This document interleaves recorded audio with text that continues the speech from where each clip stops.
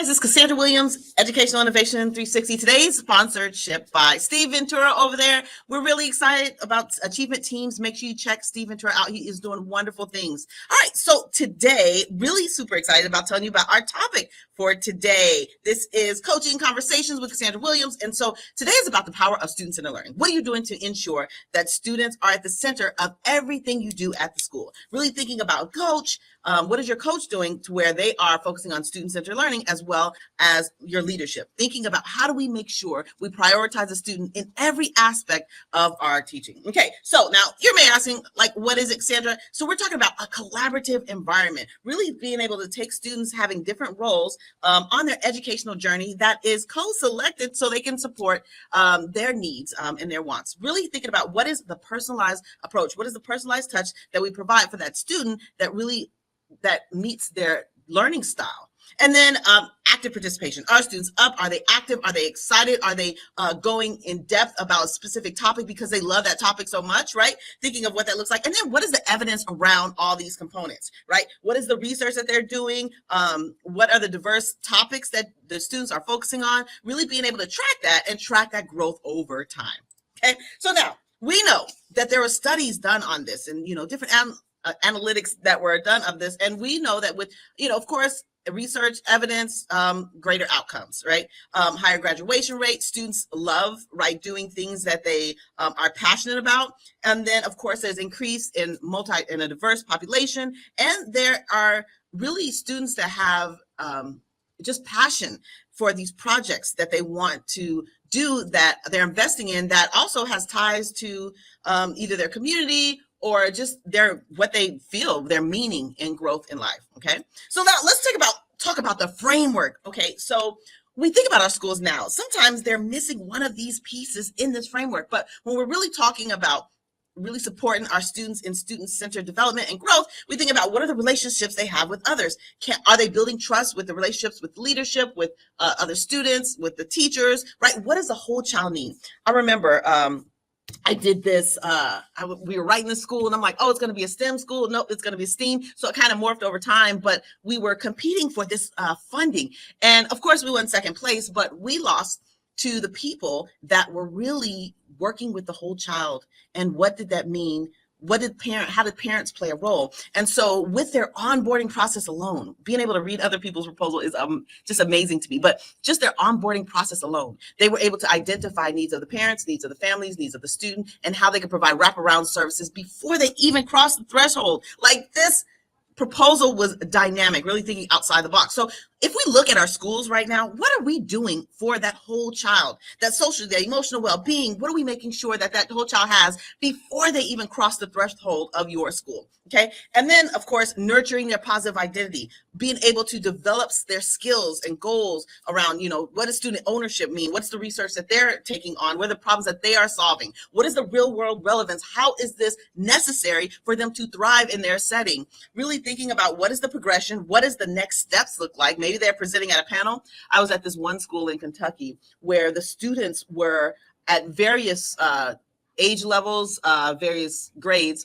and they were in the back doing research on lab rats, right? And so with this research, they talked about, obesity in the community. And so I was so blown away by the passion that this student went above and beyond to do the research, to do the work, and was presenting at a panel at the end of health officials and seeing if their solution was even feasible, something that they could roll out in the community. That is power, right? When students are giving these opportunities to solve the problems in their community, and then they got to present their findings, right? Students, we're making PhD students. So I can't remember the school in Kentucky, but if I do remember, I'll put it down below. But really thinking about also that it's not I am learning from this teacher. It's now you can learn from anywhere at any time. So students can get the information. They can read podcasts, listen to podcasts. They can do, classes at MIT that's online for free. All that encompasses the subject that they want to learn. So really thinking about all these components. Where is it found in your school building? Okay, just thinking about the student-centered coaching model, right? Because this is Conversations with Coaching, but really thinking about how we focus on student-centered outcomes. What are we doing to measure the achievement of students, right? And always taking student work samples as some type of evidence to see, hey, did they get it? Did they not understand the concept? How many got it? Who do I need to pull out? Who do I need to reteach? Who do I need to pre-teach for the next subject, next portion? But really think about, what are my collaborative partnerships that I have amongst my teachers with students the same grade level? What are the assessments that need to be in place in order for my students to be successful? And how am I going to continuously monitor this progress? I think now with technology, you can monitor progress. You can pull up dashboards. You can have one of your teachers implement data, big data sets, and be able to find the trends in your school. You can find the trends in your grade level. You can find the trends in the age demographics, or like just thinking about what are the psychodemographics of the students, right? Really thinking about, how can I pinpoint our goal and focus or our vision for the school and pinpoint this as a teacher so we can find the gaps or where we can push in this area to make gains and growth, and then how I'm going to chart that. Okay, we have this implementation stage, okay, which is, like I said, we need to grow this system of student-centered behavior in our schools. So what we have to build the knowledge of the teachers, of what are the students and the principals, and where do they show up. And of course, with our leaders, there needs to be ongoing professional development with our leaders with student-centered practices. And we must be able to create these opportunities to engage and have examples of what this looks like. Then, of course, we design instruction. Of course, what is the end goal? How do we build up to that? How do we support our teachers in that? What's the PD necessary for them to be successful? And then how do we implement our coaching cycles around student-centered growth? Really thinking about, what does the observations look? Are we saying the same things? Are my leaders on the same page? Do we have a network of support for this idea? Okay, and then really thinking about, let me take this off because I cannot see my title. Here we go, really thinking about project-based learning. What do our projects look like inside the school? Really thinking about our set learning goals, right? What are academic achievements in specific areas? How are we developing authentic challenges where students can get a hands-on or a bite-sized bits of content to really help them with these real-world problems and authentic challenges that they are trying to solve? And then thinking about, what does this structure for co-collaboration mean? Teamwork, what does that mean? What are the different roles that I need to have in place? How do I manage my teams? And then what are the feedback loops that I need to have in place at every phase of student learning? Which is really crucial, because many times we say, okay, here's the project, and we're like, oh man, there are so many components to project-based learning and the design, that if we're not very intentional about the stopgaps, the points that we're going to stop or collaborate with the groups, or when are we going to pull out students, or when are we going to assess different parts of the learning, or even what does assessment look like inside of the project-based design, I think that is what we have to think about when we're starting the backwards design. And then presentations that are public, right? Right now, we have sort of a bubble of educators, a bubble of a school system. And within this bubble, we present within this bubble. And so maybe other teachers will come, other students will come, but the ultimate goal is for outside people to come and see the wonderful things happening in your school, to display how extraordinary your school is. What are you doing for that? Always think, how can you bring the businesses into the fold to kind of see the research that you're doing? So really think about that and how that shows up in your school. Okay, and then another thing, what is the impact on diverse populations? Really thinking about giving students a path to passion. I like to call that a path to passion, to solving the problems in their communities. And so with thinking about the whole student, really, it really benefits us all and all of our students. But what we know is, if we're trying to solve some of the important things in our communities, it is crucial for us to look at the impact on diverse populations. Now, effective coaching practices. How are we focusing on student work, right? What does the student work look like? The work examples, thinking of our learning outcomes, teacher behaviors, and then also, what is our co-plan and co-teach?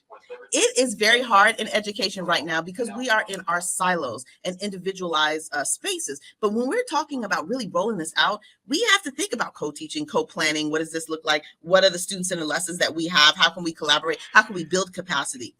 Another thing is data-driven dialogue. How are we having conversations around the data that we're seeing, around the lessons that we're implementing, around the assessments that we've provided?